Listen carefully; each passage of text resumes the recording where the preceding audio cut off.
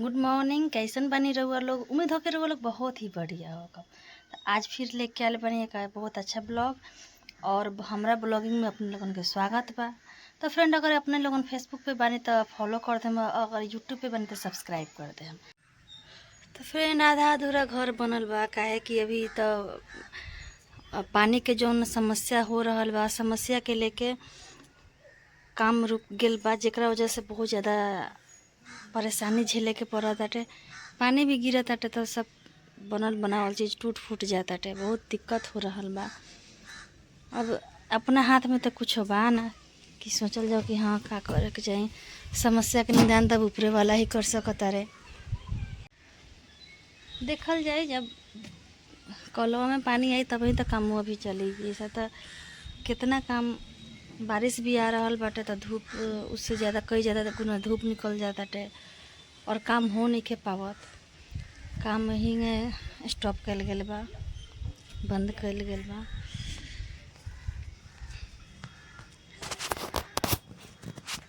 तो अपने लोगन देख ही सकता नहीं,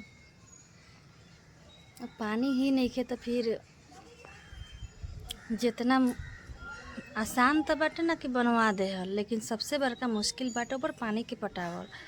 वो कितना, वो बहुत बड़ा परेशानी बाटे। यही के चलते बोले कि छोरा जब आए तब देखल जाई। मौसम बनल रही तब फिर कितना परेशानी झेले के पड़ी, अपने सब देख ही सकता नहीं कि कितना परेशानी होता। शायद वीडियो में देख रहा बानी कि एक बच्चा बाटे पानी ढोके लावत बाटे। ऐसन ऐसन स्थिति हो गल बाटे, केहू का कर ही सकता, का ही कर सकता केहू। बरसात तो होखत नहीं के मानता नहीं कि अगर केहू हम सरकार से विनती करी या केहू से कुछ करबो करी तो कौन कहत में केहू सबके भी तो प्रोसेस करे में बड़ा टाइम लागल है।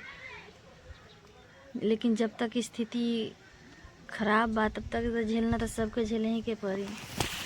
पता ना कब आई रिजल्ट आई, कब काम शुरू हुई, के जाना ताटे। लेकिन जौन समस्या भी हो रहल बाटे ओकर तो निदान ये ना बाटे कि हाँ बरसात के इंतज़ार करे के होई या फिर वही जौन चल रहल बता ना चले दे के होई। भैया समस्या तो सबके साथ बाटे और समस्या से भागल थोड़ी जाले, समस्या के साथे आगे बढ़े के पड़ल है।